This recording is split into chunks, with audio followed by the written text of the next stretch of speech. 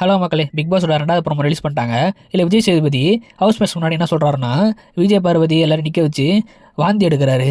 வாந்தி எடுக்கிற மாதிரி பண்ணி காட்டு, இந்த மாதிரி நிற்க பண்ணால் எப்படி இருக்கும், எப்படி இருக்கும் பார்வதி அப்படின்னு சொல்லிட்டு பார்வதி, நம்ம திவாகர், அப்புறம் கனி, விக்ரம் இவங்க எல்லார்ட்டையும் காட்டி வாந்தி எடுத்து காட்டுறாரு. கடைசியாக எஃப்ஜே அப்படின்னு சொல்லிட்டு வாந்தி எடுத்து காட்டுறாரு.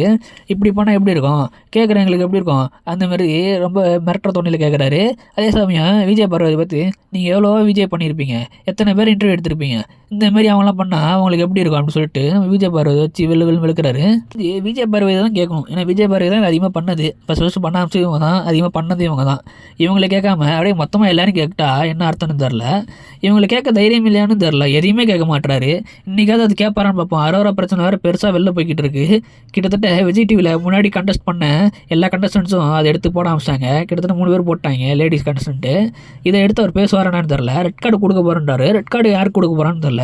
ஒன்றும் சபரிக்கா, அதாவது சபரி அந்த டாஸ்கில் முட்டி வந்து இடிச்சுது, அது வந்து வேணும்னே பண்ணாருன்னு சொல்லிட்டு நிறைய பேர் சொல்கிறாங்க. அதனால் அவர் கொடுக்க போகிறாங்களா, இல்லை நம்ம திவாகர் அந்த ஒரு சில விஷயத்தெல்லாம் உள்ளே பேசுகிறார் இல்லையா, அந்தமாரி விஷயத்துக்கு இந்த கேர்ள்ஸ் கிட்ட கொஞ்சம் ஒரு மாதிரி பண்ணுறாரு, இதுக்கெல்லாம் கொடுக்க போகிறாங்களா, இல்லை பார்வதி நம்ம அரோராவோட கேரக்டர் அசோசினேட் பண்ணாங்களே அதுக்காக கொடுக்க போகிறாங்களான்னு தெரில.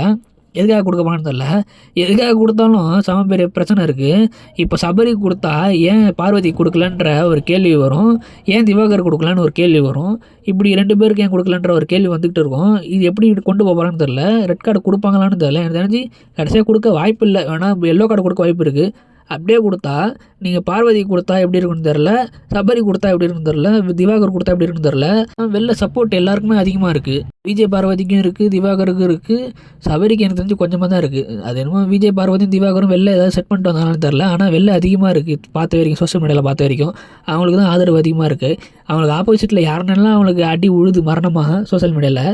அதனால் தூக்கிட்டா மிகப்பெரிய பிரச்சனை வரும்னு நினைக்கிறேன்.